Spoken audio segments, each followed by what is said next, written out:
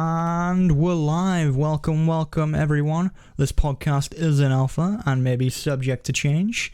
Joining me today, we have the journalist from the award-winning Super Jump, Tefrin. Hey, Welcome to the show. One life, one shitty little award, but yeah, I'm technically part of an award-winning publication now. Yeah, you can say that. That is on your resume now. Anytime we introduce you now, that's your title. We just keep adding stuff to your title. Well, like Game of Thrones. Yeah, we'll just have a really long title for you in the end. That sounds good to me. And of course, part of the not award-winning but still pretty excellent podcast. Yeah, we'll get an award one day, guys. One day.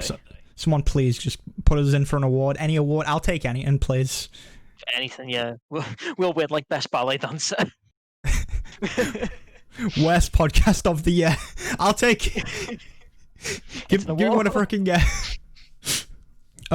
Shit out of the year award. I did think of IT Crowd before as well. It immediately come to mind. Same wavelength, man. Same wavelength. Oh, well, it's good to be back on the podcast. I feel like it's been a while. I don't think it has, but it just feels like it has. No, it's been a week, same as always, pal. Yeah, I don't know. It's been a hell of a week though. We've had the next gen come out. Ooh.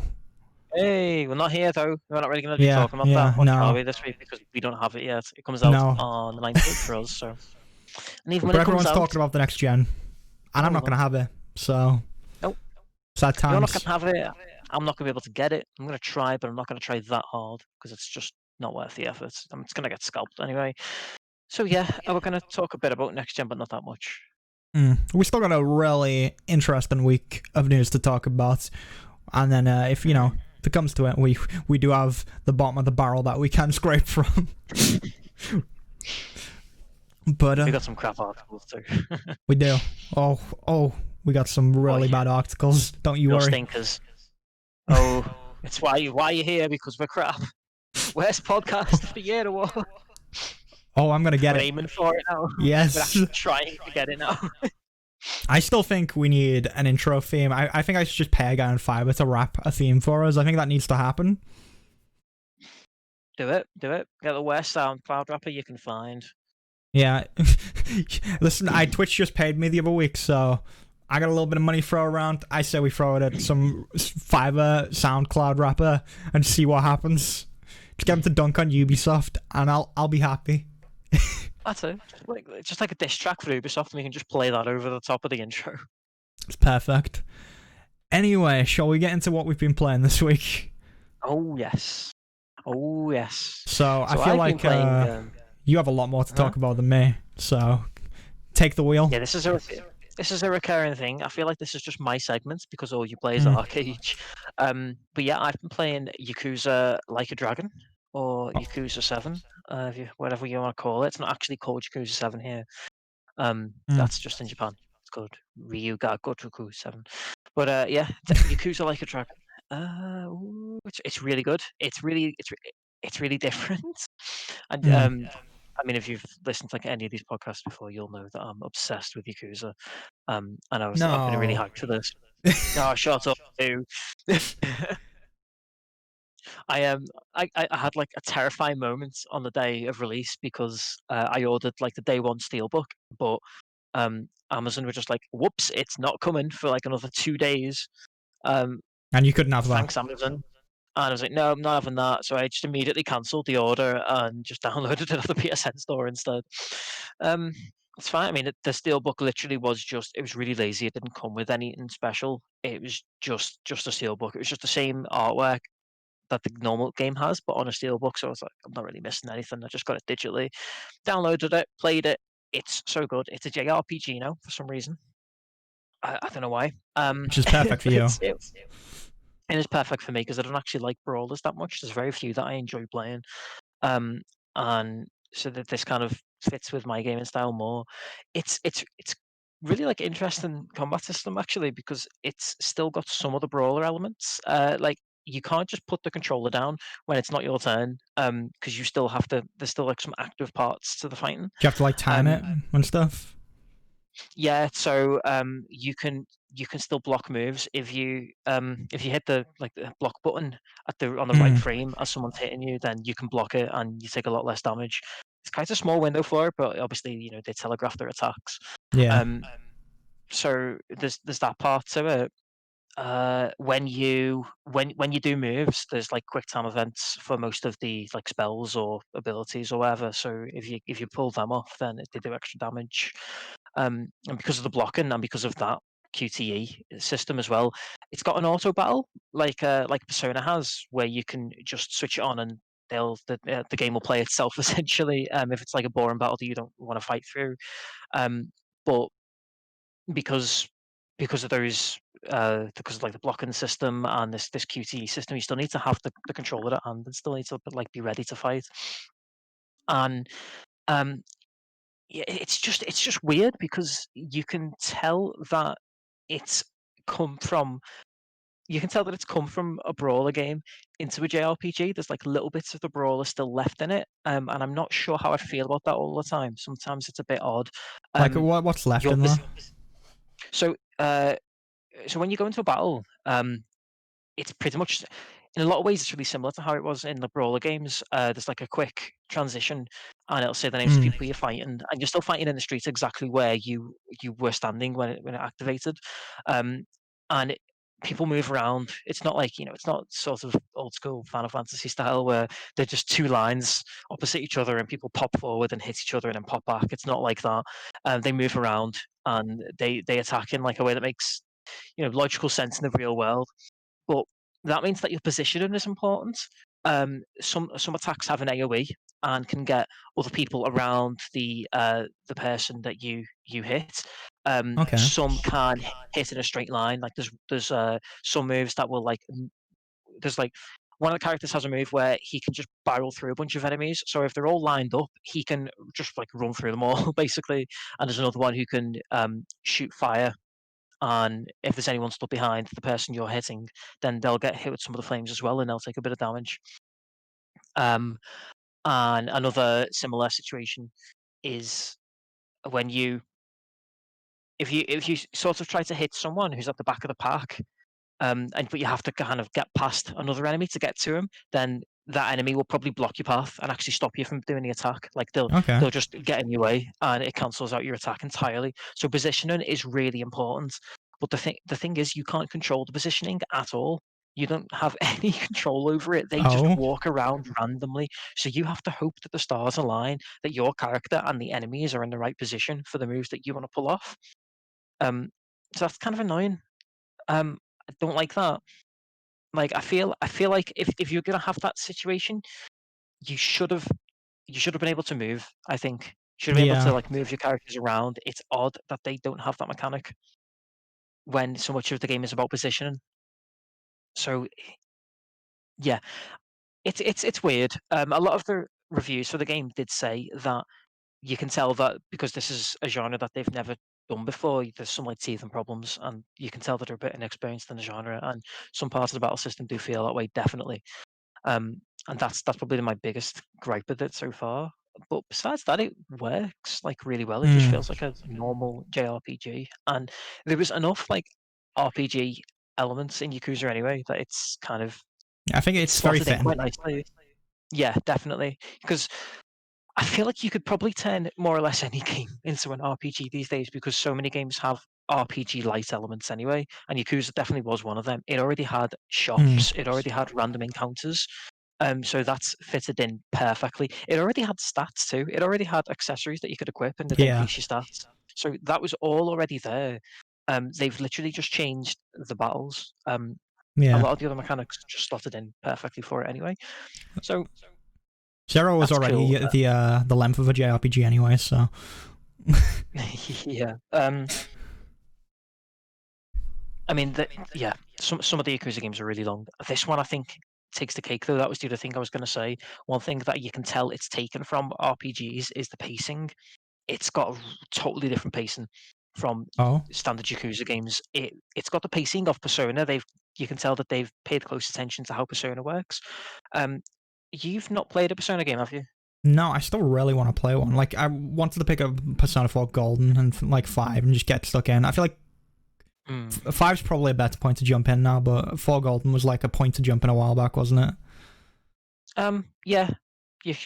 4 would be good. I mean, it's on PC, Mm. and if you play 5 and then go back to 4, you're gonna feel the quality of life improvements. You know, you're gonna Yeah. feel that difference. It's gonna hurt. So I'd say start with 4. 4 is really, really good.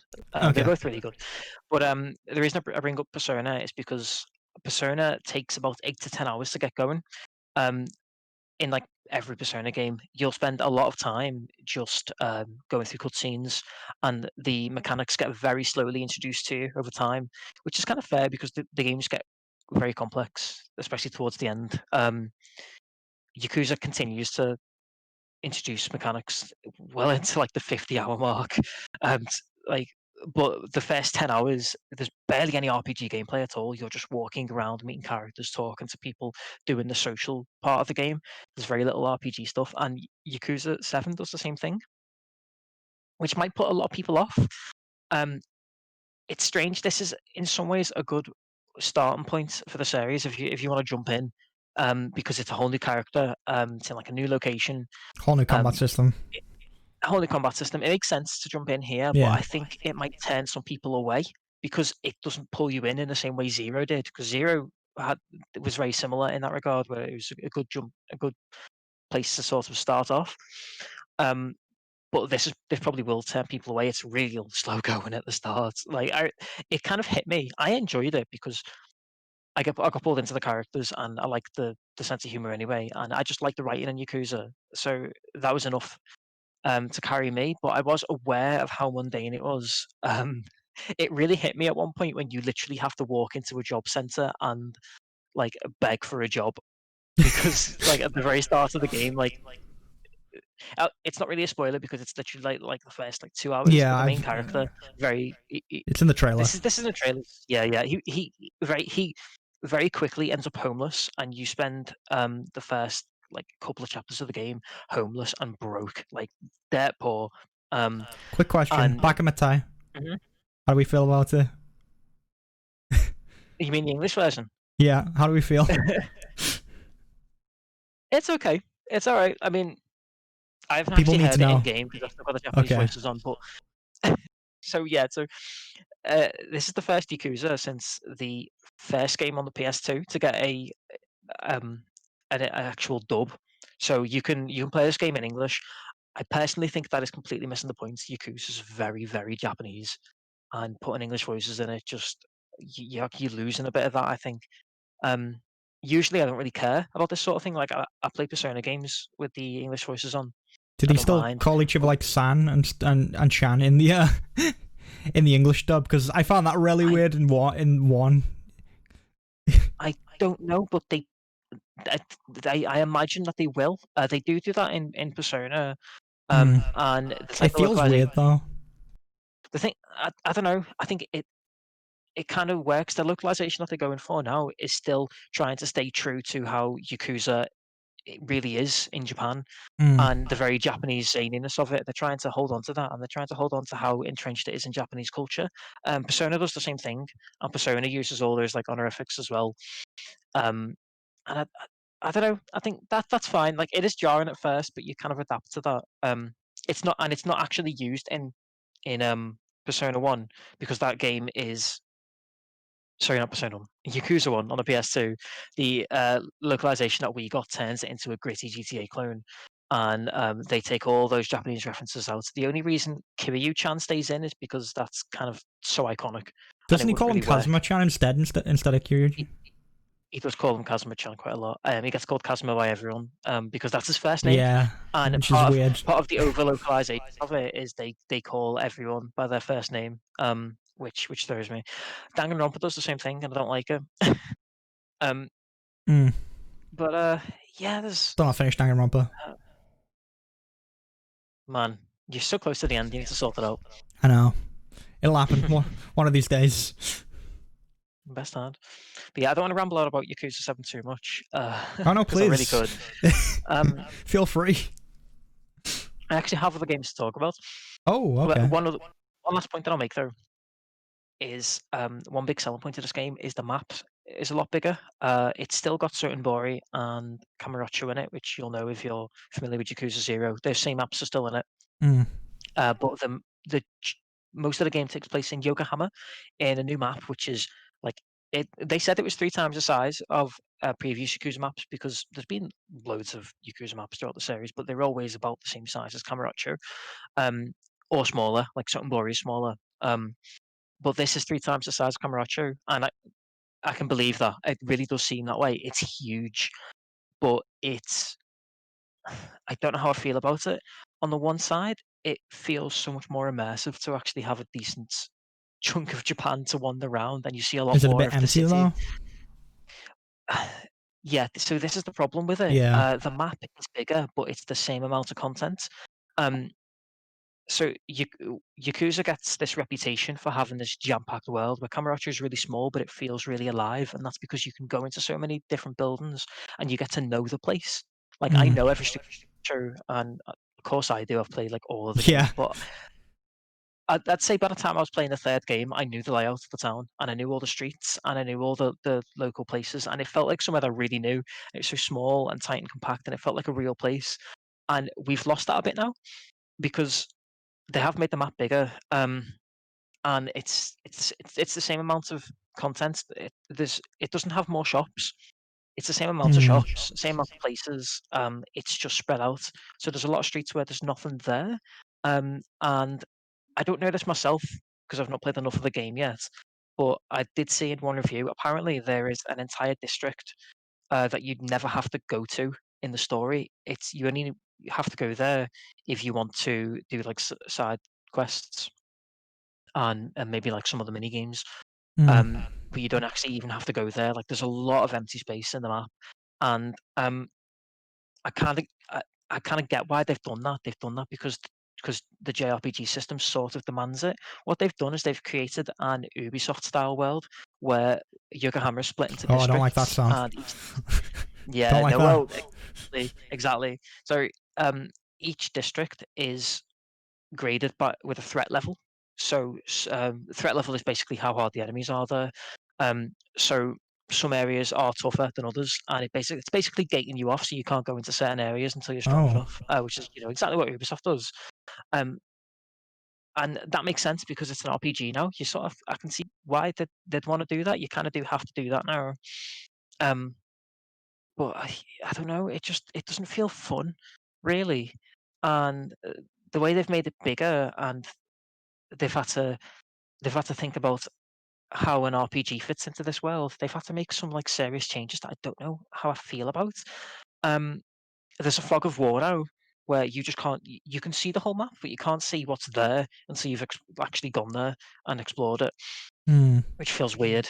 Which means that you can't get a taxi there until you've like actually found a taxi, and this really bothers me.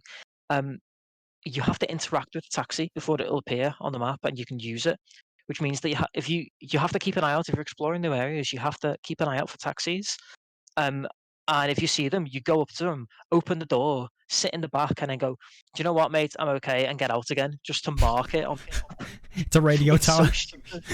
It fully is because that's exactly actually it's exactly the same thing, but it just feels weird that you now have to sort of tag the taxis. If they just unlocked as you went past them, that would be fine. But the fact that you have to interact with them is so stupid, and it does mean that every now and then I've missed a few, and it makes fast travel awkward. And fast travel is so important now. It's way more important than it used to be now because the map is so much bigger. It didn't really matter in the older games. Yeah. It's odd. It's just teething problems. Like I said, it's a new genre, and it's some strange teething problems. Besides that, it's just classic Yakuza. Everything else about it's the same. So it's just more Which of sounds good. it's just more classic Yakuza, more stupid sub stories, and it's great. It's good fun. That's what the game's all about. I It's like all about the stupid sub stories that you end up getting caught in. exactly. Yeah. At the end of the day, the right. That's all that matters.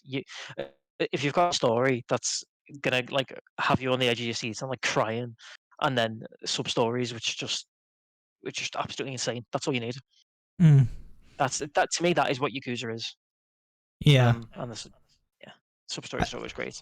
I did have to worry that when you said that there was a bigger map that it would feel a bit more empty, because I think that's a problem a lot of games have when they try and boast a bigger map, but it usually means they've give you more space, but there's still the same amount of stuff, so it feels a bit empty having all this extra areas to go around.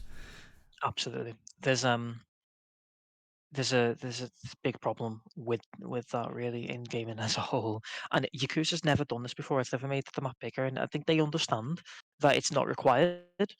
Hmm. Um, so I think this time they have just done it because they thought it would work with the JRPG system. Yeah. That's my assumption, because they know that a bigger map doesn't mean better. They've never done this before. They've never felt the need to. They've actually circumvented the problem very well in the past. In Yakuza 5, um, there's a huge world to explore, but it's not a big map. It's lots of smaller maps. It's lots of different cities all around Japan, in different regions of Japan, so that they all have a different vibe. And like one of them is like right up in the north in Hokkaido, and it's snowing there. Um, and that's way more interesting because the maps are still small and condensed and feel like real places. They still have that Kamurocho vibe, but you're still getting to explore a lot of different places. Yeah. That's always in the past. So I can only assume they've done this because they thought it was necessary for a JRPG. Because they've got to gate off I those can't see this areas. coming back. Exactly. I can't see this coming back, honestly. Mm. I think they'll change this going forward. I don't like the idea of gating off areas as well. I kind of like the idea of maybe just as you progress through the story or you level up, the world kind of progresses around you. I feel like that's a better way of doing things than having these different that's how areas. it's always worked in the past. Yeah. Yakuza's always had its random encounters scale with you, and I think they do still scale with you to an extent, but the scaling will depend on the threat level. They're always going to be a bit stronger than you if you're in a high threat area. I believe that's the impression I'm getting. I don't quote me on that because I'm still figuring it out. And despite the fact I've played like 12 hours of the game, I've still barely scratched the surface. This is long even for a Yakuza game. So Mm. usually Yeah. by like the 12-hour mark, I'm about halfway through the story, but I've barely even barely touched it at this point. Well, I mean, you've got a lot more hours to go. I'm sure you'll get through it. Oh, yes. It makes me want to play more Yakuza myself because I haven't played Yakuza since Zero, and Zero was before you started streaming with me. I'm pretty sure that was last year. It was a while ago, I think. Zero was such a good time. I enjoyed Zero. I think it was October 2019 that I finished Zero. I just that started my marathon. I just played like every Yakuza game I could get my hands on. The only one that I've not finished, obviously besides 7, I haven't finished Judgment, but that is the only one which is like available in the West that I haven't finished now, except for the PS2 games. Although I did try, I did get a copy of You did Yakuza 1, try. it just didn't work. You didn't get to hear Mark Hamill. Oh, I did. I got that far at least. I got Okay, that okay. cutscene. Yeah. It crashed 45 minutes in, so I got the opening sequence of Majima. Okay, well that's good enough. It's all that matters. So yeah. Besides that, we've both tried the Hyrule Warriors demo, haven't we, for Age of Calamity? Very briefly, yeah. I've played a little bit of it.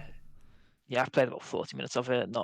It's quite a long demo, actually, surprisingly. But I didn't even finish the demo. But this is my first Warriors game, so I'm glad they made the demo because I don't think I would have even tried this game otherwise because it was too much of a risk. I just didn't know if I was going to like it. It's kind of a brawler, and like we were saying before, I don't always go for that style. I think I said in the past you might not like it because of that, but it's also it does feel like you're just going through waves of enemies, but there's also more to it than that as well. There's way more depth to the combat than I expected. Actually, I did kind of think it was just going to be hacking and slashing, but there's quite a lot of moves, and each character's got quite an in-depth move set, and then from what I've seen of the characters so far, they're all completely different as well, totally different move sets. Yeah, it's definitely way more in depth than I expected. It kind of feels like a fighting game put into a brawler, if you get me. You know, where like a good fighting game. Oh, where you've got like several Smash, move sets and stuff. Yeah. Yeah, exactly. It's got like that level of depth. Like brawlers quite often don't have the same level of depth as like a fighting game, but this does. So I'm a big fan of that. Yeah, I think it's quite fun. It's It's the setting more than anything that makes it for me, honestly. Yeah, honestly, yeah, I do like the story. It's cool that it's a prequel to Breath of the Wild. That is brilliant, Mm. honestly. I don't know whether I'm gonna drop £50 on it though, but it is fun. It's more interesting than I thought it would be, definitely. Um, and it does sort of have like slightly strategic elements to it because I'd heard that that was the case, but I wasn't sure like how far that went. But I'm Mm. getting the impression that although they're there and they are technically quite in depth, it doesn't seem like you ever need to actually pay any attention to them. Like You don't really. you can order the other characters around, the other heroes, but I don't think you ever really need Maybe on to. higher Like, difficulties, maybe. yeah, maybe. But it's a lot of fun. I feel like if you've played Breath of the Wild, it's probably pretty cool to go into because especially like with the opening of the demo, it's like, oh, I'm in the world again. I'm playing Breath of the Wild again. I'm in, you know. Yeah, they've nailed it. They've taken all the assets from Breath of the Wild, so it feels Yeah. like you're playing Breath of the Wild. It's really weird, but it's incredible that they've done that because it's not running on the same engine, but it does feel Mm. like you are playing Breath of the Wild, and it looks exactly the same and it feels exactly the same. It's unbelievable, really. It's really cool. Yeah. So it's I don't know. It looks fun. I'll probably pick it up eventually. I'm probably not gonna get it on launch, but I think it's already out. yeah, it's already. Yeah, sorry, it's already. As I said that, I was like, wait, it's already out. Because as I hit the download demo button, it was like buy. And I was like, oh, I think it is already Yeah, out. I didn't realize it. Yeah, it is. I didn't realize Yeah, that it was already out. It came out on 28th of October, so it's been out a few weeks. yeah, but we just decided to pick up the demo today, so we only just got in on it. But Yeah, I it's fun. It lags a little bit, but I was playing it in handheld mode. yeah, I played it docked. Still did lag occasionally. It's not that bad, honestly. Mm. It doesn't really bother me too much. It's more just like I don't know. I don't think it's bad enough to interrupt the gameplay. It's just not quite as smooth as you'd expect. But apparently, this is pretty much par for the course for Dynasty Warriors in general. Yeah. So I just thought, oh, no, whatever. I don't really care that much. Um, it really, really didn't bother me that much at all. I know if Ziff was here, he would argue the other way. He said he really didn't like it because the frame rate bothered him, but I liked it. I didn't mind Well, it. I mean, I, the eye can only see 30 frames per second anyway, so we're all good. it's true. It's true. It's true. Can't see any more than that. That's why I'm going to be locking my PS5 at 30 frames per second. But Oh, yeah, I think having that demo was really wise move. yeah, Because definitely. it's pulling in so many people like me who are interested in Breath of the Wild, but have never played a Dynasty Warriors game and don't know if they're going to like them. So it was kind of a stroke of genius to have that demo there.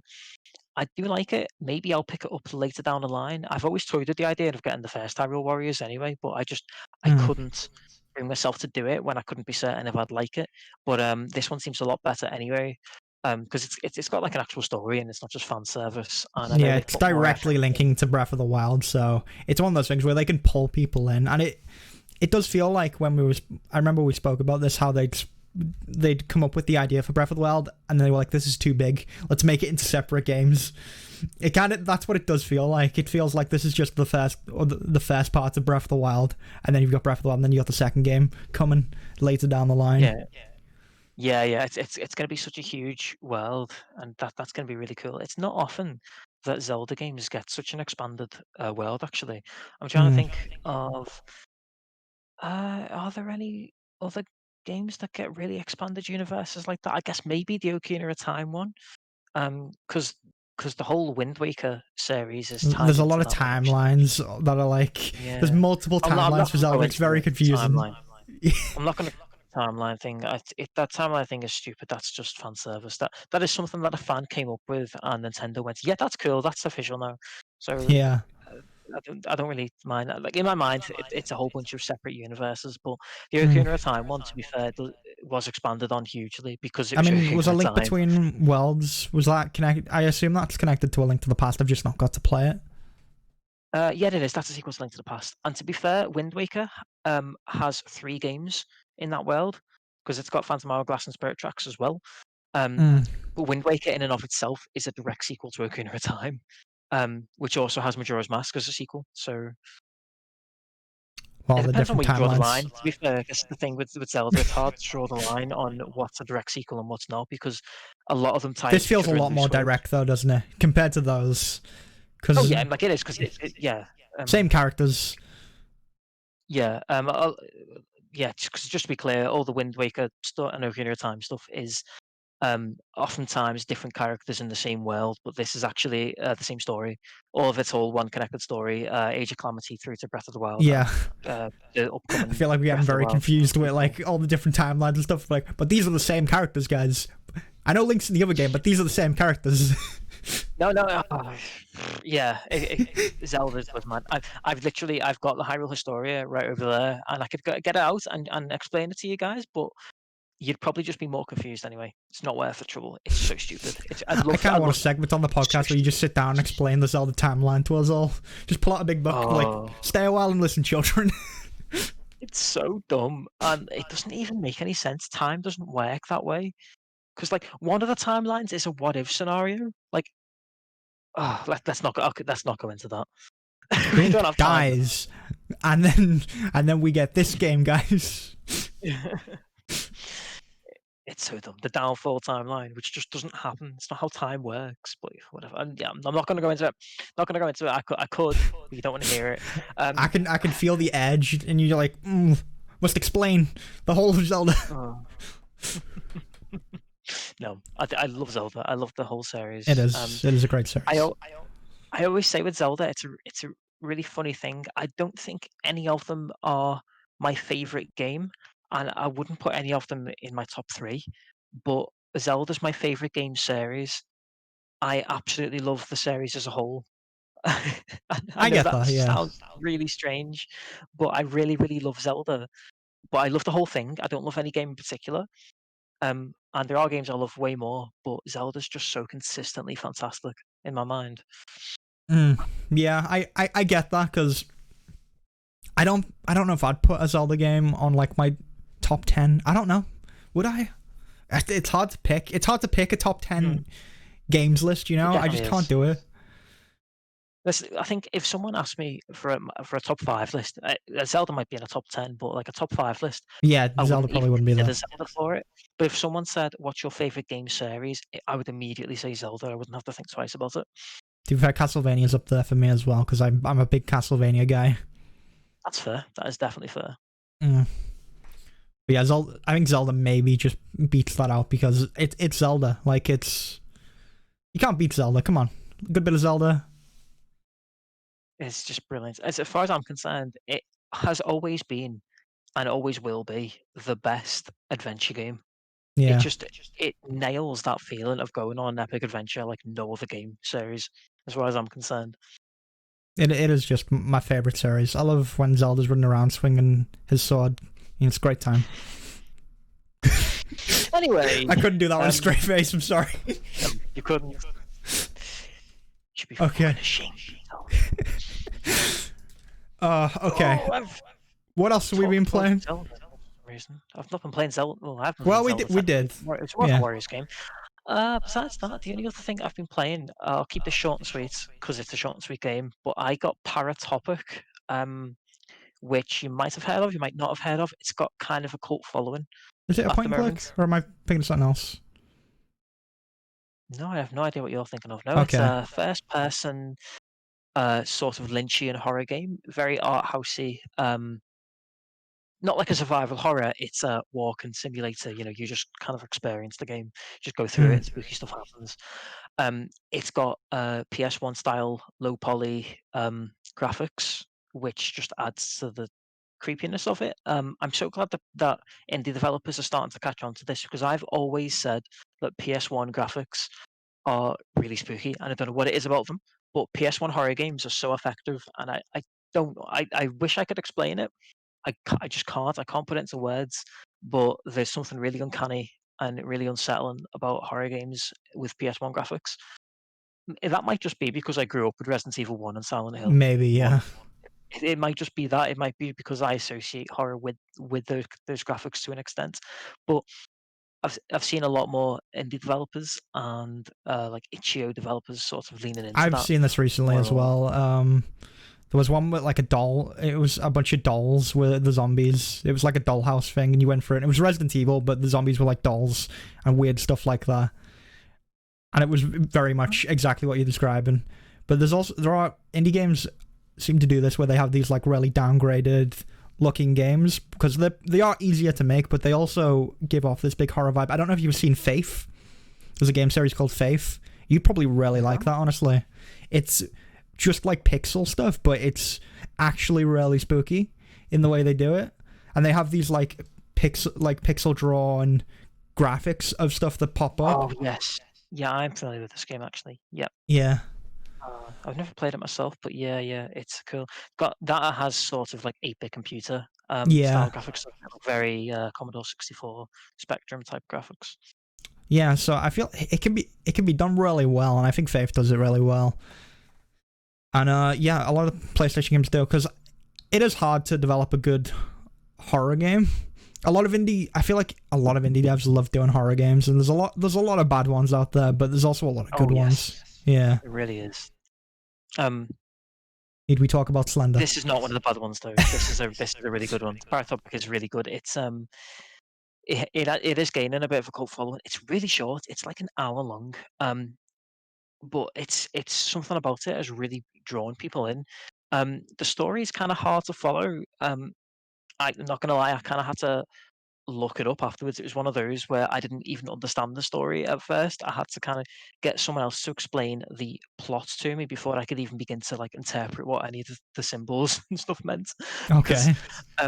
Because it's told there's 3 different characters in the game, but I didn't even know that. I thought there was 2 characters that you play as, but there's actually 3 playable characters. And because it's first person, you can't see who you're playing as. It's not always clear when you're playing as which one you're playing as at any given time. It's just not clear. And that's mostly because the game's told out of order. A whole bunch of sequences are just thrown at you, Pulp Fiction style, completely in the wrong order, not chronological. So it's hard to follow what's happening, but I know why they do that. It adds to the unsettling vibe. Sometimes it switches quite abruptly too, and it's I forgot what I was going to say. It's Had a bit of a moment there. I need to sleep, man. It's it is really good. It's got really good like Lynchian vibes. It's leaned into that low poly aesthetic because it is easier, I think, to make things creepy with that style. Because you don't have to think about how things animate too much. It does play with the style a little bit as well. It uses some clever tricks. There is a really famous scene in the game where you're sat at a diner and you're talking to a guy, and he's like right in front of you, and the texture on his face sort of warps. So you know the way the PS1 didn't really understand perspective properly. So if you were looking at a wall, the texture on the wall would sort of jitter about because the PlayStation was always trying to figure out what perspective it was meant to be in. It uses that effect, and his face sort of jitters about. But like on top of it doing that, it pixelates more. Like it'll sort of blur out, but because it's like a pixely game and there's no texture filter, and it's just that for a split second his face will just be huge blocky pixels, and then it'll focus back into his face again. And he uses a lot of funny techniques like that, like the texture on his face slides around as well, so you can't always tell where his face is meant to be on his head. It just plays with that style, with that art style in like clever little ways. Not everyone's even in the same art style. There's one woman who I think looks really creepy just because whereas everyone else has sort of pixel arty style drawn faces, that sort of look realistic, but you can tell that they were like, done by an artist. Then there's one person who's got a hyper realistic face where you can tell that they've scanned in an image of someone's face and just plastered it onto a model. Like the way early 3D PC games had. Where you could look like a mannequin with someone had pasted a picture of a face onto them. There's like one woman who has that style of face when no one else in the game does, so it really stands out as really like uncanny and creepy. I don't know. It's just it's a game that's hard to put into words. I'd honestly just recommend picking it up. I actually played it on Switch because it was on sale for like £2 on Switch, but it's super cheap anyway on PC. It's on Switch and PC, but it's really more of a PC type game. It is only £4.79, and it's super short. But if you're into kind of atmospheric horror games, it is good, and it's worth replaying as well because I've not replayed it yet, but I will be replaying it. You can just tell it's one of those games where you're gonna get more out of Those it each time. details, yeah. There's a lot of details to it, yeah, and there's branching dialogue too when you're speaking to Okay. characters. So there's going to be a whole bunch of conversations that I just missed. So it is worth replaying for that. And the only kind of gamey element that it really has is when you get to the end of the game, it gives you like what achievements you unlocked, and tells you how many you've missed. So it gives you an incentive to go back through and explore all the different things that you can do and find all the achievements, which is a good way of making sure that you've seen all the content. You'll kind of know when you've exhausted the game of its contents because you will have filled out all the achievements on the little like, sort of achievement sticker book it gives you at the end. Yeah, I mean, it does sound really unsettling. Like the way it's got like a realistic face on one of them. You got one character in the back that just looks like the Fortnite default skin. It's very unsettling. Don't want any of that. It's cool. It would make for a good indie game night for you, actually. Yeah, I've considered I've considered looking at like horror games on there because I don't usually do that, just because most of them aren't great. But I have seen a lot of them on there, and I've thought about it. I'm just not entirely sure because I feel like they're harder games to like objectively look at as well. Sometimes when it comes to horror, you get what I mean? Yeah. Horror's a strange thing, definitely. It also doesn't affect me as much as most people, which is probably another factor. Yeah. I guess it depends on what kind of horror you're going for. There's an awful, there's a load of crappy jump scary indie games, but there are also a lot of more. Yeah, no, definitely. But I more think psychological for stuff. every type of game like that, there is a lot of this more like slow burn, Lynchian, or psychological type. There's a whole bunch of them that you could do instead, and they're way more interesting to cover. And scaring you isn't really the point, in that type of game. And Paratopic, I think has like one jump scare, and it's barely even jump scare. And the rest of it's just meant to kind of get under your skin. I'm just imagining that hyper realistic face of the old lady, like the neck just turns around and shows the face, and that's the jump scare. That's what I'm imagining in my head. No, it's not a jump scare. It's not a jump scare type of game at all. I've just looked actually, and there's more than one character who has that style. There's actually two. But funnily enough, the woman I was talking about who does have that style, she's the Steam thumbnail. Funnily enough. Oh. Yeah. I can't look at it right now, but I will look at that because I think you just sent me an image of it. I didn't, but I will. Oh, I got a bunch of notifications, so I assumed it was one of them.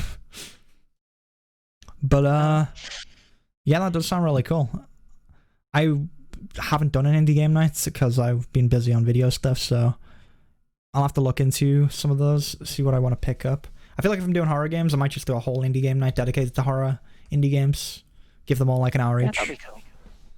My thing with horror games is I like uncovering what's going on, and like there needs to be like some mystery to it, It's like, and it like sort of unveils itself and gets more and more horrific as you go. Oh, you should definitely do Paratopic then, man. I'll definitely look into it. It's like an hour long, and it's a big mystery. Have we been playing anything else then, or is that it for you this week? That's it for me. What about you? As for myself, I finished Edgeworth 2 off, finally. That was fun. I don't really want to spoil it because I know, if Ziff was watching, I don't want to spoil it for him.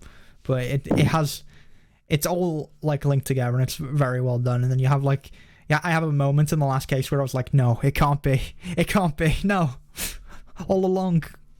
And then, it's just a great time. It's good being back in the Ace Attorney world and just seeing all these characters, and I really want to play the 3DS ones.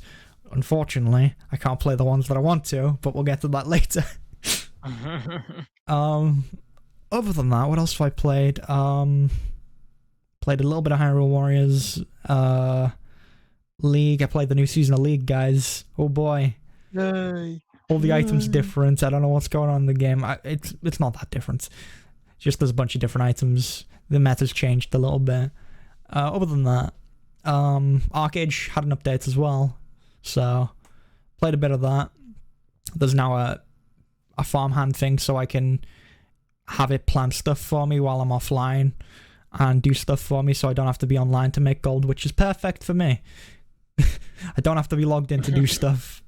And then they've also got like this new world boss, which is kind of like a Mad Max sort of thing, because they put in the patch before, they put guns on vehicles.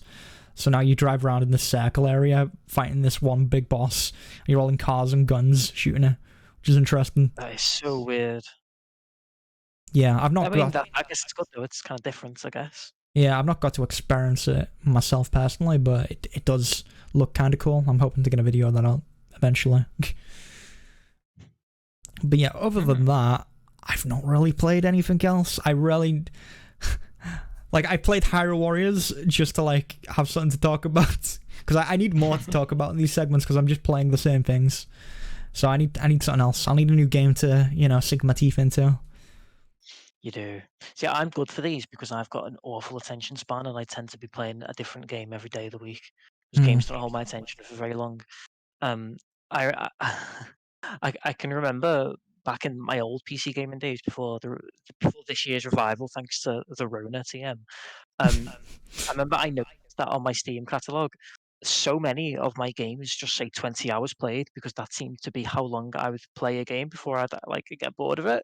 Or I think that's a good amount of some games hours, are though. just 20 hours long. Yeah. But yeah, that's the thing, isn't it? It's long enough that I don't feel like I've wasted money or anything like that. Like I got my money's worth. Yeah, And you got the value. I got the value, definitely, and I had fun. But usually, unless the game's really, really good, 20 hours is where I'll just go. And I've noticed it's kind of the same on my Switch library. I've got so many. I'm awful for impulse buying games on the Switch. I have so many, and a lot of them I've barely touched. It's so bad. But there are there are quite a few where I've just hit that 20-hour mark and just went, that'll do. And I believe it's only Smash, Breath of the Wild, Mario Odyssey, but that's only about 35 hours, and Animal Crossing, which I could have guessed all of those.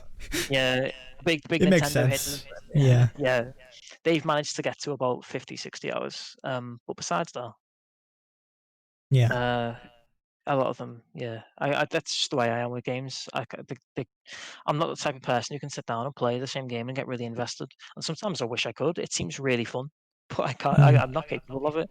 Yakuza accepted, of course, but I did.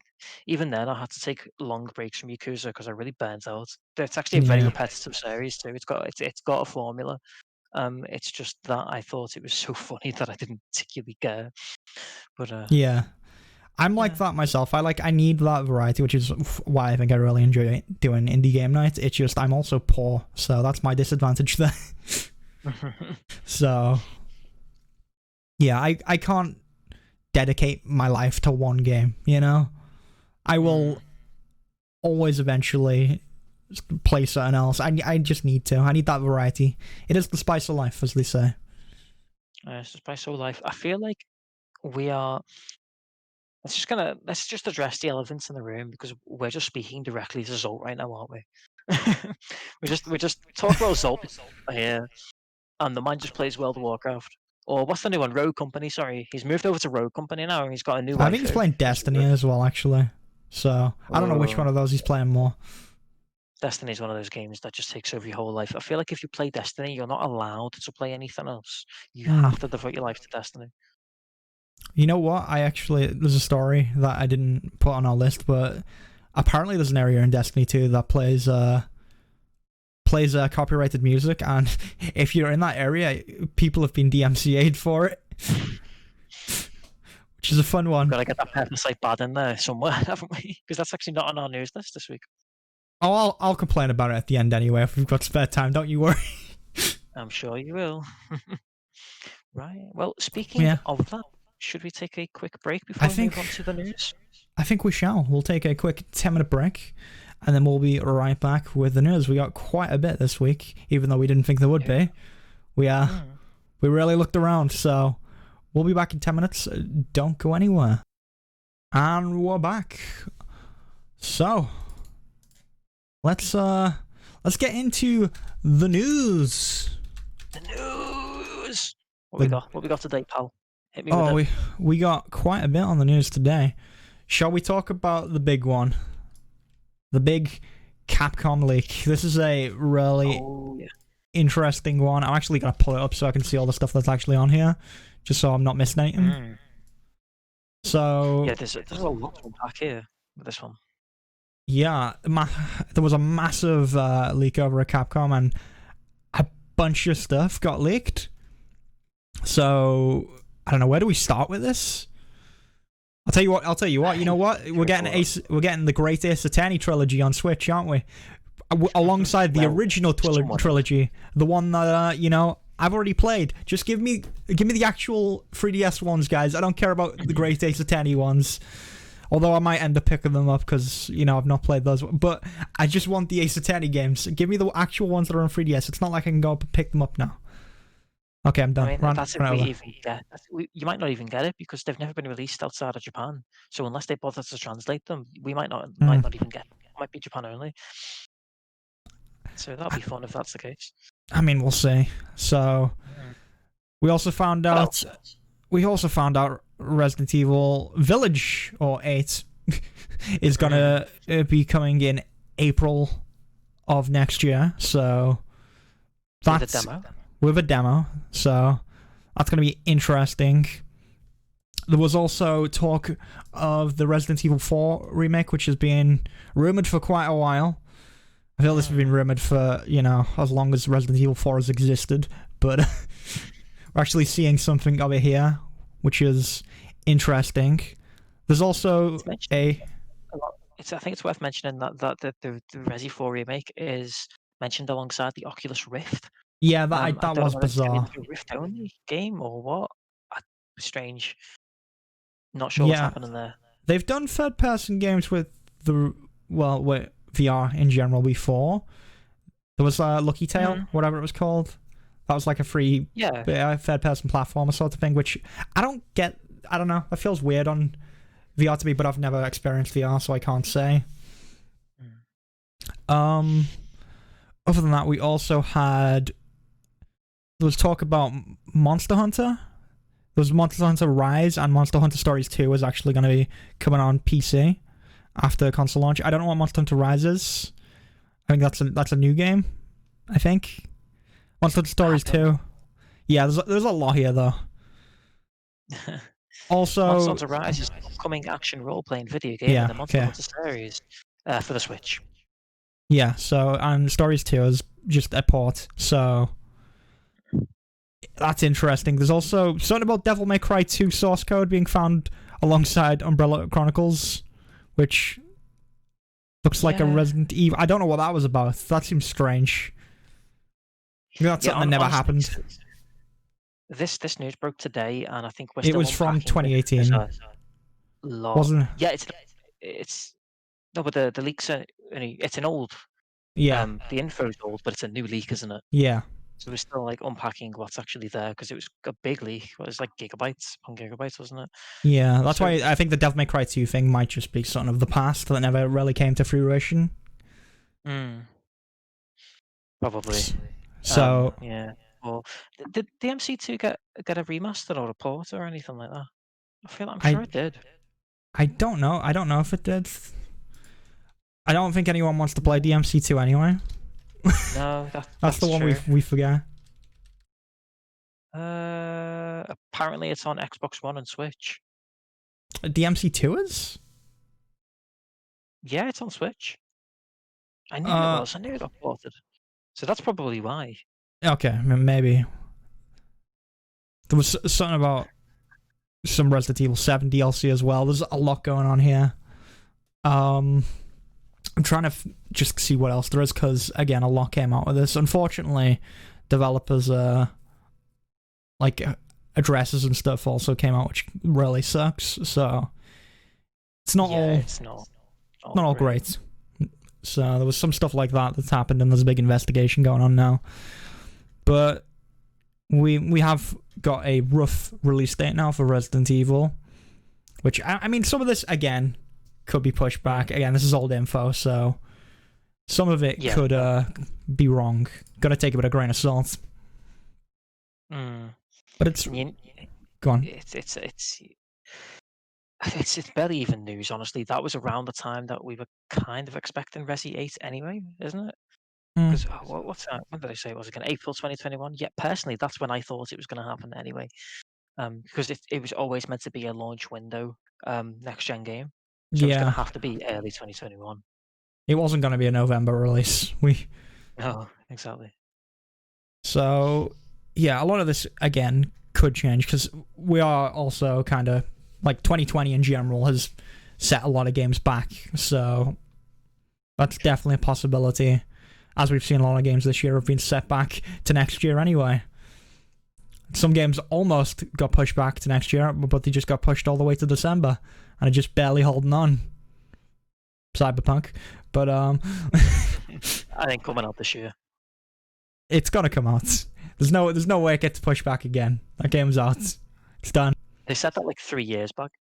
In fact, they said that after it went gold, and it still got pushed back. True. They did say after it went gold. They were like, yeah, it's going gold, and then I think someone tweeted at them being like, hey, I've booked the day off. Is it definitely coming out this day? And they're like, yeah, don't you worry.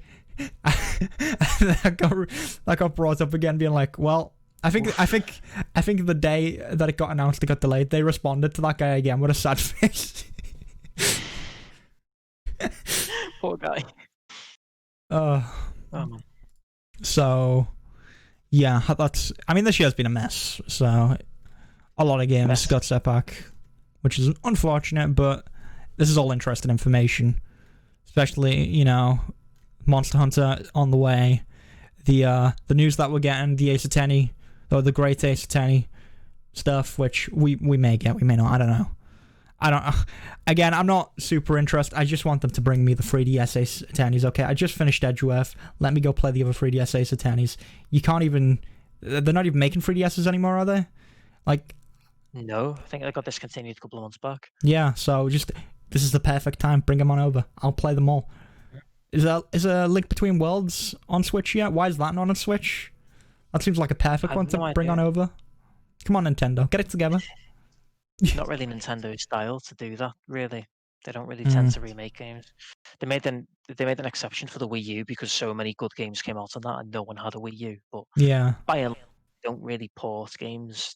I'm hoping they've learned from that it's a good idea to port them over because people will pick them up, especially on the Switch. I think a lot of people bought games they've already owned on the Switch because it's like, I can now play these, but portable.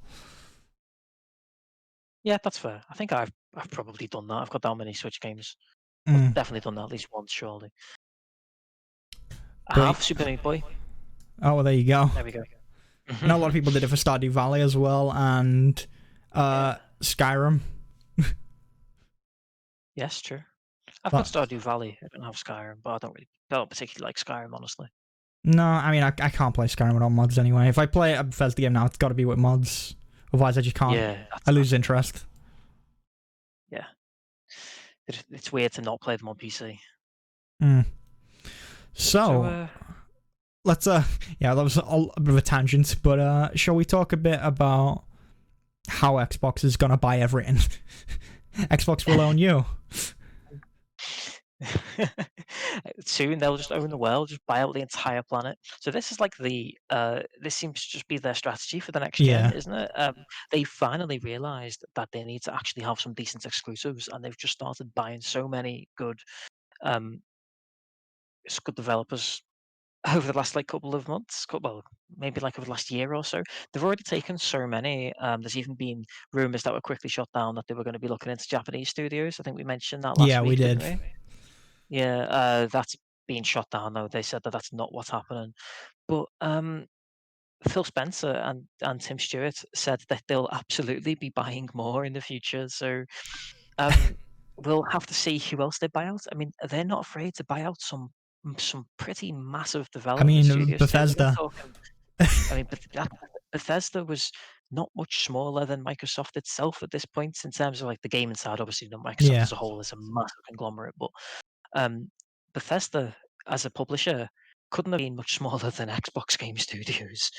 But here we are. They are willing to use that Microsoft money to just buy anything and everything. And I think this is honestly pretty good situation for us playing on PC, because it means me, I'm going to be picking up a PS5. I don't have to think about picking up an Xbox. because it's all going to be on PC, and that is very cool. Uh, Although on the other hand, um, and of course this is their business model, I would be rewarded for buying an Xbox now because I'd be able to play games on PC and on console, and they'd have cross-save compatibility, and I could just jump into one or the other depending on whether I feel like playing game at a desk or on a couch, which is Mm. cool. That is a really cool feature, and I like that.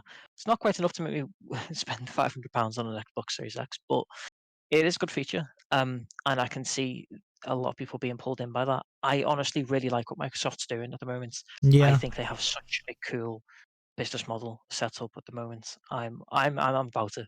I think it's very pro-consumer, very pro-consumer, which is very un-Microsoft, but here we are. Mm. I mean, it is potentially taking exclusives away from PlayStation, which we should mention. So Yeah, I mean, obviously that's not pro-consumer, but at the same time, this is as pro-consumer as exclusives have ever been because they're exclusives that yeah. are actually going to be on two separate platforms. So, yeah, obviously it's still a bit crap, but exclusives have always been a thing, and I doubt they'll ever go away. And as far as exclusives go, this is actually a pretty good deal. Yeah, they're a necessary evil in the console world, I suppose. Yeah, exactly. But I've it's really interesting because we followed this story for a while. We kind of guessed this was the approach they were taking, and it's all starting to come to fruition now as they keep adding more games to this subscription service. Mm. I'm interested to see when they start making different consoles for people to upgrade to as well, because that's the next step. They're gonna have this like widespread collection of Xboxes that you can select, Yeah. and you can play any game on any console with all the cross saves, and you can just move it over. So Yeah. I think we've mentioned this before, but I think eventually we'll end up with the model that Apple has, yeah, where they release a new model every year, and every model for the past 7 years continues to be supported. And you can just pick up a new model when you feel like you need a new model, and it's not going to be specific generations anymore. I do get the feeling that that's where they're going. Even the name Xbox Series, that yeah, that's intentional. That I think they are trying to change how you view generations, we're which gonna is get going to like the be Xbox Series X2 and X3 and stuff like that. XL4, probably, yeah. God which is a knows where real they're going to chunky take boy. the naming next. It's just like it's just the size of a room. It's just a supercomputer. But it's really interesting, and I don't know. We will see where that goes, because I think I'm probably gonna end up on this subscription service at some point. I'm curious how it's gonna handle like newer gen games, and then maybe potentially the older series consoles can't support it, but like one series can. So it's like the X4 can support it, but the X3 to 1 can't, guys. That'd be Yes, interesting. that's what they're gonna have to be careful about, isn't it? Really, because Mm, you're gonna lose the main benefit that consoles have by doing that. But that said, Apple's managed it pretty well, I think. Like I know it's not very cool, but I'm a bit of an Apple fan. I do actually quite like a lot of things Apple do. They're boo. winding me up a lot with the they're not always far from it. They're not a perfect company, but I like a lot of things that they do. And one of the benefits of their locked off ecosystem is that it does mean that their drivers are very good because they've only got to deal with a relatively small range of components Mm, across across say like 5 or 6 years worth of their phones. They know exactly what hardware they're dealing with, as opposed to say Nvidia, who's got to make a graphics card that has to work with just uncountable amounts of combinations when you yeah. factor in motherboards and everything that connects to a motherboard. Compatibility wise, it's so much easier for them to handle. And even very old phones can still play modern games very well. I know that for a fact with iPhones that they don't really have a problem with that at all because of that ecosystem. I imagine it's probably pretty much the same with Android these days too. Honestly, I don't know because I've not had an Android phone for quite a few years now. But I've got one. I could see I could see it being manageable. And we're actually kind of already at that point, because don't forget the Series S, is it called, is significantly weaker. So we're Mm. gonna over the next couple of years, I'd say over the next 12 months to 2 years, we're gonna see whether this is gonna work or not, because the Series S is either Because going to be very adaptable, or it's going to very quickly be just left behind by the developers. It might just be the developers don't bother to deal with it. They might just release really buggy, laggy, crappy, downgraded games on it, like they do with the Switch. That's going to be the big problem for Microsoft that they're going to have to tackle. I think we're really going to see the issues of it when there are several consoles for them to have to optimize on, because I feel like Microsoft are going to sit them down and be like, no, we want this optimized on all of these consoles before we let you release this. I feel like that might be a requirement for them, and then it's gonna be difficult to see how they deal with that, with like potentially when there's 4 different consoles they need to optimize for, because developers have trouble enough optimizing for both PlayStation and Xbox sometimes. I suppose so. Hopefully, bearing in mind that they've also got optimized for PC, that means Yeah, that they'll have the engines will support adaptable graphics anyway. So it should be fairly easy to just turn down some of those settings, you would think, but you never know. And the problem with exclusives is that sometimes they really tap into the hardware, and the code is designed to run on that specific hardware, and it takes advantage of that hardware to the best it can, which means it's not always easy to move that game yeah, to another to any other platform. We've seen that problem with Master Chief Collection, because those classic Halo games were designed specifically to run on Xboxes, and like Halo 2 and Halo Reach had to really push and Halo 4 actually as well. They had to really push the consoles that they were on, because they were coming towards the end of the console's lifespan, original Xbox and 360 respectively, and they really had to dig down onto the bare metal to get those games to run well. And when games are that closely tied to the hardware, it's hard to pull them off that hardware and stick them on something else. So that is going to be weird. How are exclusives going to work? Are exclusives going to look as nice on the Xbox as exclusives on the PS5 do? Because the PS5 won't have that problem. They will be able mm, to code right down to the bare metal. But Xbox games won't be allowed to do that, because they're going to have to work on so many different consoles and PC. So yeah, it's a weird time for gaming. We're moving away from this whole generation system, which has been in place for so long now. It's I'd say since the NES, it's been solidified, but it goes back further than that. It goes back to like the 70s, really. It's just the NES is where it really started to solidify. We've had it for so long. It's going to be really strange if it starts to move towards a PC model. yeah. It's gonna feel like for Xbox, I feel like we're just gonna be on the subscription service, and there'll just be a grid of games, and then potentially it'll be like, these games are grayed out because your console's not powerful enough. They could do Uh, something like that. that'd be awful. I don't think they'll do that. They'll just have games Mm, which run like crap. That's how they'll get around it. It'll be like Switch ports. That's how I think it'll be. You'll just have games that'll be really ugly. mm, They won't. I can't see them locking off older consoles from the games. What they'll do is they'll eventually drop support of those consoles entirely, yeah. rather than still support those consoles but have games that aren't supported. I can't see them doing that. That's just going to wind people up, and it's very anti-console. At that point, you might as well just get a PC. And consoles getting expensive enough at this point that you could pick up a PC for the same amount and not have that issue. So Mm. Yeah, I don't know. I'm interested to keep following this and see what happens, because I don't know. It is just going to be really interesting. It's something new and different that we've not really seen in the games industry, at least. it's certainly So not the console industry. Yeah. yeah. So I don't know. We'll see what happens. Other than that, we've got other exciting news. Like we found out recently that children really like swiping the parents' cards when it comes to Fortnite. Turns out there was a big survey that went out, and they were asking if players would pay a monthly subscription for Fortnite, and most of them were like, yeah, I'd love to pay a monthly subscription for Fortnite. And I think the cap was like $19 or something. They'd be okay with spending $19 a month on Fortnite, which That is insane. it's kind of bizarre to me that people are that like giddy to be like, yeah, I'd pay that much. I'm sure. I I'm guess sure. they're probably already paying that much in microtransactions. Is probably Maybe. where that comes down to it. Yeah. I'm Funny interested that to we've know just been where all talking that data about came from. subscriptions. Oh yeah, it's true. Mhm. This is the way gaming is going, isn't it? We're going to be so subscription heavy going forward. The Netflix model.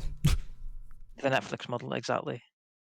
I I don't necessarily have a problem with this, honestly. I'm sure this is the sort of article that's going to have people pitchforking. It really is, but I Mm, don't. I don't see it as a problem, purely because Fortnite is one of those games where there's a lot of people who play just Fortnite and nothing else. And if it's the only game that you play, then what, how is a subscription any different from people who pay for World of Warcraft? It's the same concept. yeah. And Fortnite has a similar sort of crowd of people who don't really want to play anything else, so they might as well take advantage of the game properly, get all the funky skins that the kids like, and because you get like 1,000 V-Bucks every month as well, don't you? So Yeah, it is a cosmetic thing. It's not just to play the game. That's the yeah, of idea course. is, yeah. Just to clarify that, because I was looking through the article trying to find where they actually got this data from. Like, I don't know, it feels like a weird survey. I don't know where they got the survey from. I think it was just on a Reddit. So if it's on the Fortnite Reddit, I guess it makes sense that it's heavily biased towards people wanting to pay the subscription. I don't know. Yeah, there will be some certain confirmation bias there, definitely. Yeah, But it's interesting. the way I see it, I think subscriptions are less predatory than microtransactions, so I'm all for Yeah, it personally. I agree with If it that. means that the kids might be paying less for V-Bucks because they're getting V-Bucks and the Battle Pass, and I believe you get some skins thrown in as well, so you're getting so much in a subscription. If at least if they're paying a flat rate, they're You less know what likely you're to. getting when you pay for it. That's the thing. Yeah, there's none of that loot box shite, and you're not gonna. Hopefully, it's gonna stop kids from dropping £200 on V-Bucks, accidentally as much. I'm sure it'll still happen, but Sorry, it's mum. a bit of a deterrent in a way. So I'm for it. Sorry, mum. I worked in a bank, and the amount of people who were like, "What is Fortnite? Why is it on my account? It says £250." I'd be like, Oh no. hmm. Yeah, Fun it's fact: I actually heard someone taking a hammer to an Xbox over that once over the phone, doing that job. I feel like you got a lot of interesting stories from that. Fortnite has destroyed more than a few families, I think. Very good. Not very good. Very good. But it is interesting. So I do agree that it's a lot less predatory than just having to pay like a certain amount to get V-Bucks to then buy the item you want. Because a big thing that has been around since, I don't know, it goes further back than Microsoft points, but Microsoft points are the first thing that came to mind, where it's you can't just pay for what you want, you've got to pay for the points, and then you pay for the thing you want with the points, and then you've got points left over, and then you got that like sunk cost fallacy of being like, ooh, I have these points left over, I don't want to waste these, let me just put some more money in to get this other thing, just so I can spend the rest of those points. Yeah, they were so scummy, Microsoft points.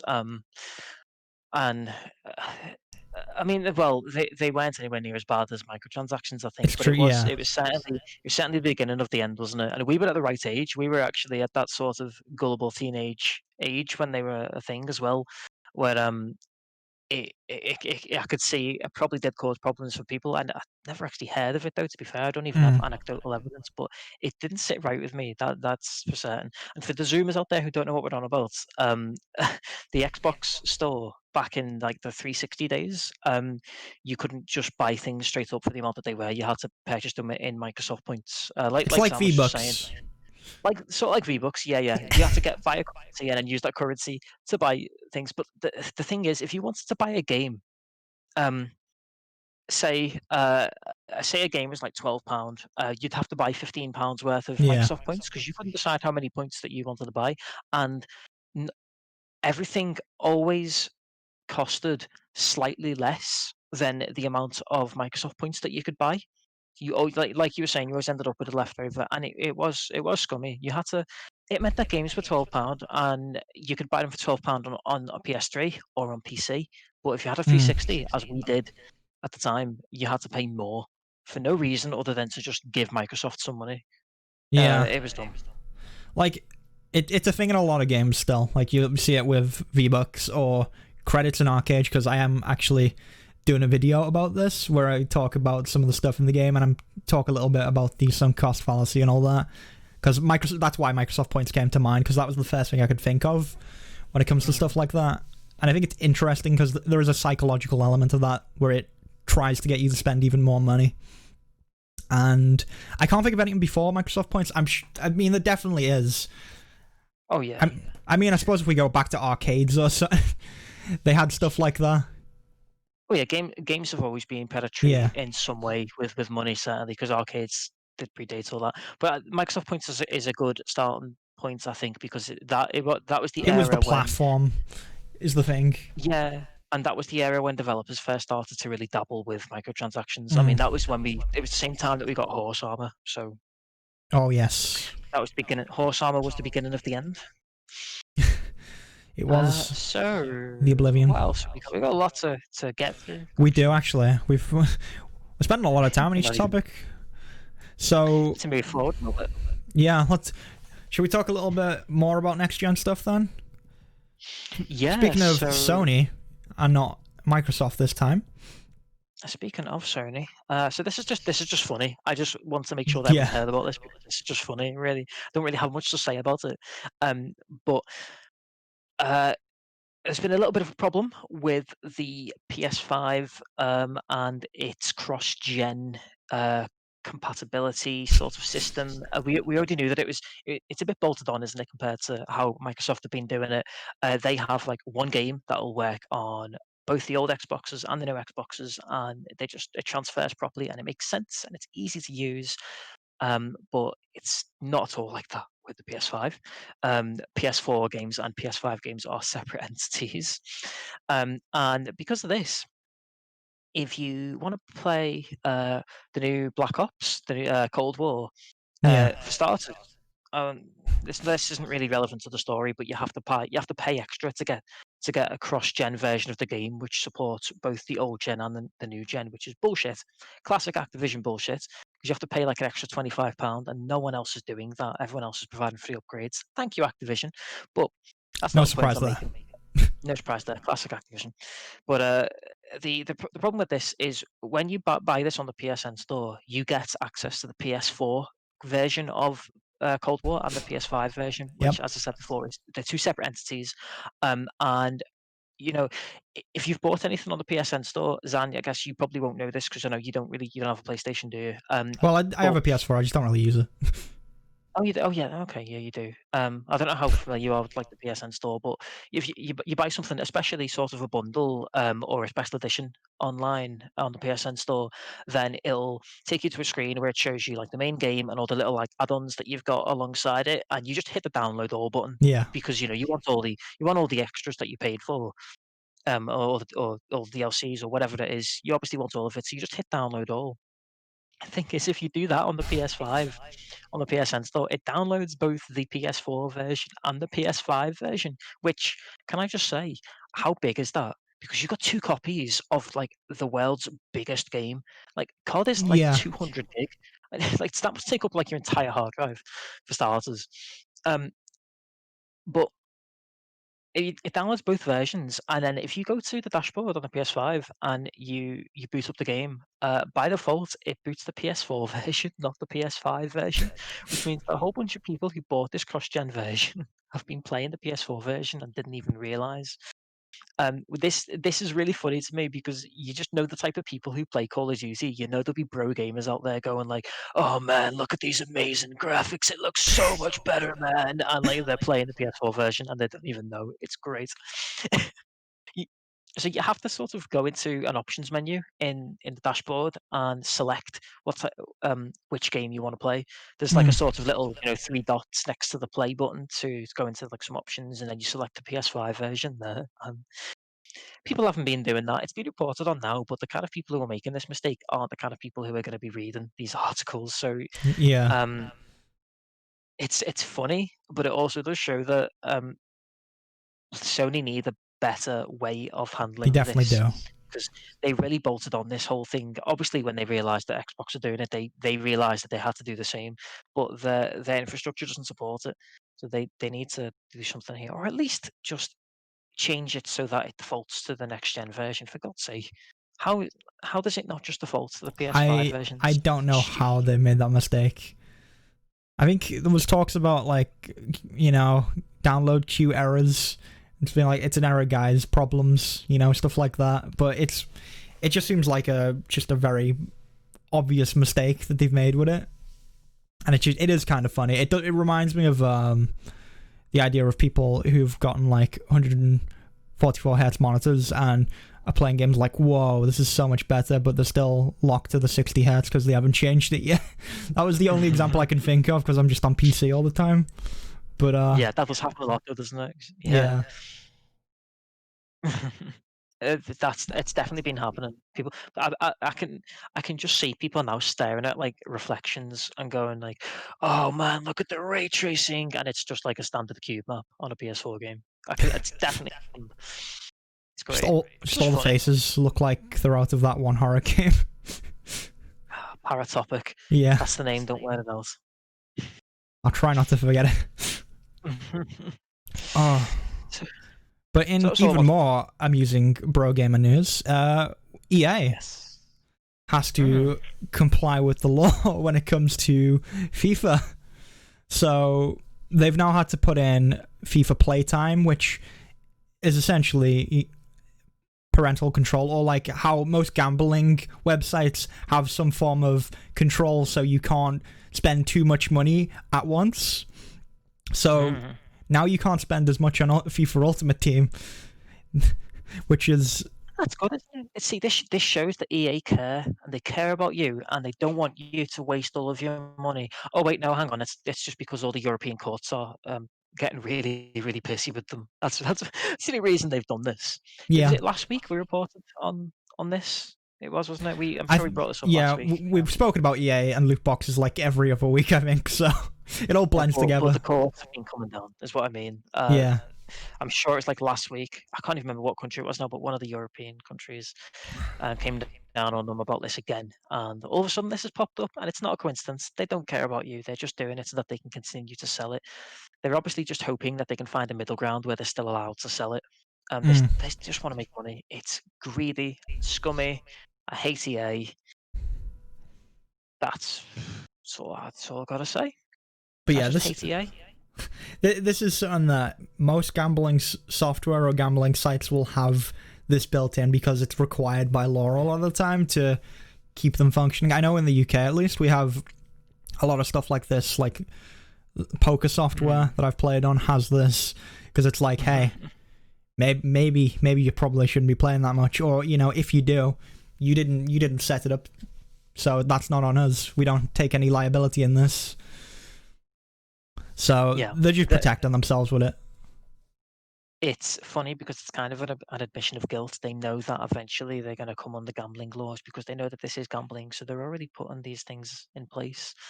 And it is partially to cover themselves, but I do think it's funny that they kind of have to admit that it is gambling and it is toxic and it's addictive and it's wrong. And by doing this, they've admitted that now, and I just think that's funny. It's also kind of painful though. It is an interesting one. I mean, I don't know. I think EA are going to continue to clamp down on for this kind of stuff, and we'll see what eventually happens, because they've definitely been... There are other companies that do this, but EA are definitely the biggest. And I mean, FIFA Ultimate Team, they're the ones that basically set up the whole loot box system. They were the first to start doing stuff like this. And then you maybe saw it blow up a bit more with Overwatch and stuff, and that's when the idea of a loot box was there instead of, your trading card pack, which FIFA Ultimate Team brought. But it's going to continue to get worse for EA, unfortunately. Sorry, EA. Unfortunately. Fortunately for us, unfortunately for EA. The executives are just, you know, panicking. Have to sell off their fifth Ferrari. Oh For no, shame. that was their favorite Ferrari. Oh, so in a more upsetting news, Ubisoft. Yeah. You may think I'm actually about to go in on Ubisoft, but I'm not this week. For 1 week, Ubisoft. I'm not going on Ubisoft because they had a whole situation happen at the Montreal studio where someone swatted them. So someone actually called up and said there was a hostage situation, and the whole building got evacuated. So this was just breaking news all over. We thought there was an actual hostage situation. Someone was upset with Valhalla or something, but no, it turns out maybe someone was upset with Ubisoft or Valhalla and just decided to swat them instead, which is interesting. Yeah. For a while there, we didn't know what was going on, did we? Because the employees didn't know what was going on, and they started barricading themselves. And I know some of them barricaded themselves on the rooftop, and outsiders could see that, so outsiders assumed that something really was going on. But apparently, the Ubisoft people were just responding to the reports that they were getting. I guess they must have seen the reports on the internet and been like, "Oh my god, something's happening in this building right now," and started to panic, which is just awful. Yeah. That's so. Can you imagine how terrified you'd be? And it was all for nothing as well. It's just it's evil, really. Yeah, it's one of those things where I go in on Ubisoft every week, but you don't do stuff like this, even if you don't like Ubisoft, like me. And even then, I don't like. No. It's not the employees that I don't like. It's the executives. They're the problem. Yeah, exactly. This isn't even harming the people who've Yeah. been doing the bad stuff. Like, this is just harming the developers, and Not the that I'm saying developers you are should great. harm them either. Just to clarify. Don't harm anyone. But like it's not even aimed at the right people. It's just a bunch of like totally innocent people here, and it's just not fair on them at all. It must be tough to work for Ubisoft, honestly, because like the thing about Ubisoft is they're really good developers. The games are really well made and they look gorgeous, and the worlds are really well researched, and they're so immersive. And I have a huge respect for people who develop for Ubisoft. I really, really do. But like you said, it's the executives that bring it down, because that's where all the shady stuff's really happening. But regardless, yeah, don't be swatting the executives either. It's Don't be just swatting childish and anyone. stupid. Just don't. Stop. Just don't do it. Yeah, just don't do it. It's Well, thankfully, no one was actually hurt because nothing actually happened. So I guess As for people's we mental should be well-being, thankful though, the people who, I can imagine the state of panic people are in that are barricading themselves on the roof like that. That sounds pretty serious. So yeah, I won't be sleeping for a few nights, to say the least. yeah, it's just, I don't know, it's crazy stuff. But in good news for Ubisoft, Valhalla is apparently a good game. People like the Valhalla. They like being a Viking and not an assassin. It's pretty damn good. No, it's not an Assassin's game at all anymore. It's just a historical RPG now, really. But yeah, it's. I mean, I've heard that it's pretty good. I've heard that it's surprisingly quite different from Odyssey, because people were expecting it to just be a rehash of Odyssey in much the same way Odyssey was a rehash of Origins, but it's not. It's apparently got enough to differentiate it, and it seems pretty good. And what's really interesting is here in the UK, it actually beat the new Call of Duty to number one in its launch week, which means for the first time since 13 years ago, when Modern Warfare 1 first kicked off this whole COD craze, this is the first time COD hasn't been number one in its first week on the charts in the UK. Which is So kind of crazy. that is insane. Like that says a lot about Valhalla. It perhaps says a lot about COD as well. Maybe It people might are say more finally about starting to COD. get a bit more of it. But I mean, because Assassin's Creed is a juggernaut, but I would never have thought that it would be able to compete with COD. Honestly, if any game was gonna knock COD off its perch, I really didn't expect it to be Assassin's Creed. But Yeah, I'd expect more of a multiplayer game to actually pull that off. yeah, it's crazy. It's crazy, but I mean, good for them though, because I got some respect for Valhalla. You can actually sort of see in Valhalla that I feel like I can already see the changes coming in. You know, all the changes that they've had at the top end with all these executives, and a lot of these shady people have been like I've been forced to leave, and for a while we were told that this might actually have an effect on the games themselves, because we were told that some of these executives were the ones who were making the games really repetitive and boring, We and talked about this making quite a bit as well, hadn't we? we really have done. Yeah, I don't want to go over it too much, but we Yeah. were told that the games might actually get a bit more interesting again, and Valhalla actually seems to already be proving that. So good on them. I've got big respect for Valhalla. I've not played it yet. I'm holding out until I can get hold of a PS5. God knows when that will be. But I think it's a game worth playing on next gen. So I will hold out. But it seems really cool, and I'm excited to play it. Mm. But this is cool. You said you think it reflects on COD more. I Do you want just to think people expand on might it? just be getting really just bored with COD and all of Activision's nonsense. So it could I mean, reflect more on that because it's had a good run at this point, you know. it's had a really good run. I don't understand how it's been so successful for so long. But yeah, maybe people are finally starting to get a bit bored of it, because after all, it's not changed much at all. Now, to be fair, I've not played the game since Black Ops 1, because that's the point when I burnt out on COD. Personally, I don't have any problem with COD at all, and Black I Ops 1 still was where I jumped off as appreciate well. it as a game. But I played enough of them, and I was beginning to see that it was just repeating itself. Mm. I don't know if we've gone on a further 10 years with the same basic Yeah, gameplay over and over and over again, but we have done. that was the game all the And kids played, but maybe now all of them are just playing Fortnite and more free games. It could even be that could even be what's having an effect here. More games like yeah, it could Fortnite and be. Valorant and what's the other one the kids are into right now? Well, it Among might Us. even That's the be one. Among Us. You say that, but one of the big games the kids are playing at the minute is actually Warzone. There's a chance that True. the main game has taken a hit because everyone's too busy playing Warzone. I know. Doesn't Cold War have Warzone in it as well? I'm I sure there's like think 3 different sections of the game. You can have the zombies, the single, the multi. Actually, there might even be 4. There's like the I multiplayer, think single player, and the war zone. I think my it's built in. understanding of it is that Warzone got an overhaul um, as part of this, and maybe I imagine maybe it does come with this game. I don't know, honestly. I Mm, could see it alongside it. That wouldn't surprise me, but it's not a new Warzone. I don't think it works quite in the same way Zombies does, where it gets like a new iteration alongside each new game. I yeah, believe Warzone is its own it's still its own entity, and thing. it's just yeah, it's just gonna get major updates, and like sort of like an overhaul each year as the new games come out. That's my understanding of how Warzone's Mm, gonna work. So it's still independent, and you're not gonna have to buy the new game to continue to enjoy Warzone. I mean, Warzone's free anyway, so that yeah, would never work. I'm sure I've seen it built in though, like in the menu. Like you'd have zombies, you got Warzone, you've got multiplayer and single player. I'm sure that's how they've got it set up in Cold War. So I don't know if those numbers reflect Warzone as well as Cold War. Hmm.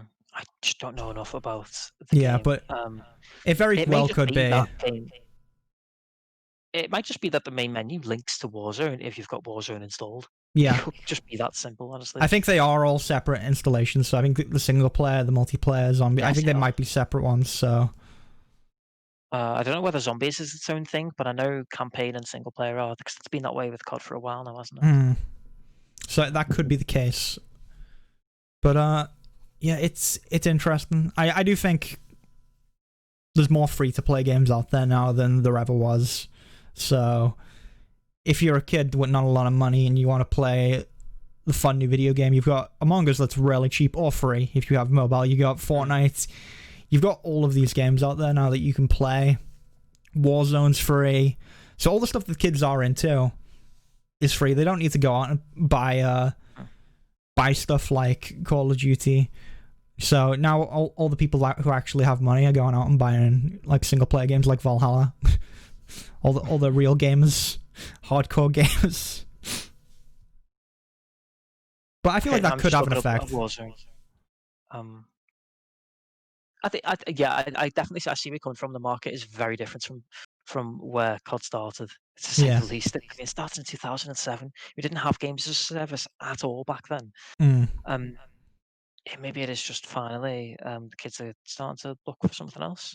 I'm looking it up now just to try and understand how this Warzone works. It's not actually out yet. The new version of Warzone doesn't come until December, and Mm. it does sound like a bit of a confusing mess. Like it is a new type of Warzone, which will be integrated into Cold War, but it is Okay. also at the same time it is the same game as the old Warzone because there's going to be crossplay between them. And obviously, the old Warzone is going to have to be updated to work with the new theme because the old Warzone was Modern Warfare themed, and this is a Black Ops game.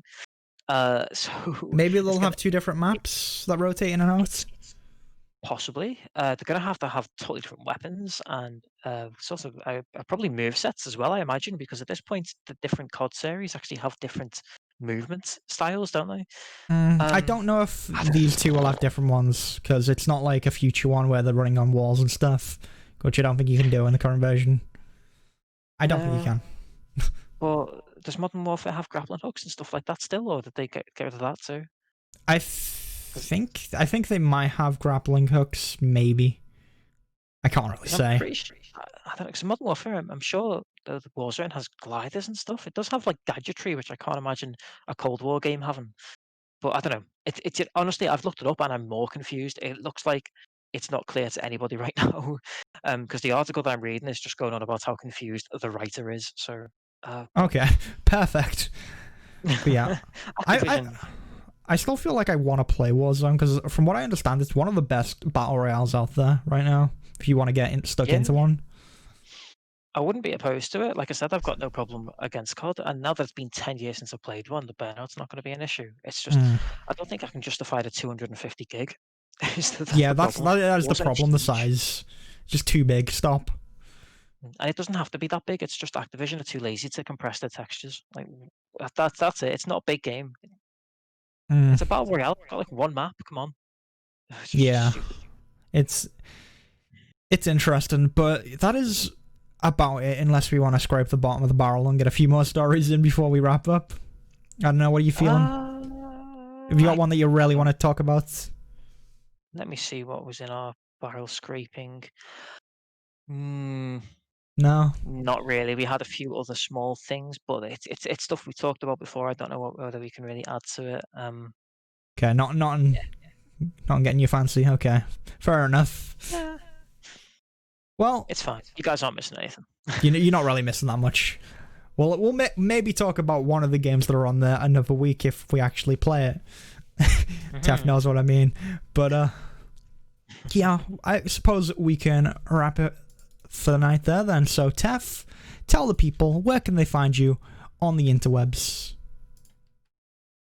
Oh, well, the people can find me on Twitter. That's kind of where I hang out for the most part online when Reside. I'm not here. Reside, internet residence. I'm Teffers on Twitter. I've just slapped the link in the chat if you're here in the chat. Yeah, Teffers. I'm an awful lurker, but I do post on Twitter occasionally, or tweet as the cool kids say. And On the I tweeters. also write older tweeters. I also write articles on Medium about gaming, just rambling about whatever kind of takes my fancy about gaming, just like I do here. Mm. It's about the games that interest me, so it's going to be a lot of kind of potentially indie, almost certainly retro. That sort of vibe. So if you're into that and you like me rambling, I do more of that on Medium. I won't link to that here, but that is on the Twitter anyway. My latest articles are always a pinned tweet, so you can just find it on Twitter. Yeah, that is me. I'm a You Twitter are part man. What of about you, my the boy? award-winning Super Jump. Let's not forget that. Award-winning Super Jump, which is that's just the publication on Medium that I put all my gaming articles on. Yeah, we won an award at the Australian IT Journalism Awards, I think it was. Oh, sorry, I might have actually gotten that slightly wrong. Because Super Jump's actually technically based in Australia because that's where the editor lives, but it's Mm. like the writers are from all over the world, so it's really it's really it's a technicality, but yeah, we won an award for best indie coverage, which is pretty cool. It's very cool. Very cool. They had to make that category because apparently Super Jump was actually nominated last year before I started writing for them, but they were just put alongside all gaming journalism, so they're up against like IGN and Polygon and Yeah. Vanity Fair. So they made an indie category this year, and yeah, we won it, which is really cool. I think that is so cool. I really like Super Jump, honestly. It's the kind of journalism that I really like. It's the kind of journalism that I think Rock Paper Shotgun used to do, but they've kind of moved away from that now. You won't find much in terms of news or industry stuff on Super Jump. It's not like what we talk about in our news section. It's more about it's just people talking about games that they really like and what makes those games really special. And it's a proper passion project. Like all the articles I write on there, it's just I tend to just talk about an aesthetic or a genre or a game that has really pulled me in for whatever reason, and something that I think is really interesting about it. And it's a bit more arty farty, I guess. That it's not really um, leaning into the industry side of things, but everyone's like really, really passionate about games, and you can really tell. It's just Hmm. such a nice vibe on that publication. I love like all the articles that go up on there. Really, like all. It's just it's got a different vibe from the sort of things you'd find on the mainstream sites. So yeah, if you like reading about games, maybe check out other things on Super Jump on Medium as well. Mm. Yeah. That is Super Jump, all one word. Yeah. I mean, we And cover the industry stuff over here anyway, so it's not like you need that. It's all good. yeah, that's it. Oh. That's it. I get the industry side of me out in the open here. We just whine about how the purple site is bad and every Hmm. big publishing house is bad. Oh yeah, Twitch also put out an apology, which they did not about this week as well. But I won't get into it. We're in the outro now. But yeah, that's very cool. And as for myself, you probably know me if you're here already, but I'm Zanrise on Twitch, Zanrise on YouTube, Zangames on Twitter, and the real Zanrise on Instagram. And if you also want to listen to this podcast on the go, you can find us over at Spotify and on iTunes. We're also on YouTube as well if you want to catch the full video without the breaks. Yeah, no breaks. I edit them out. I do some work on those. Ooh. And you can look at our ugly faces while we discuss games. Speak for yourself. All right. Well. All right. Well, thank you for joining us, everyone. Thanks for hanging out, and we will catch you all next week with another edition of We Hate Video Games, but we love playing video games, but we don't really play video games, the podcast. Thanks for watching, everyone, and we will catch you next week. Bonsoir. Bonsoir.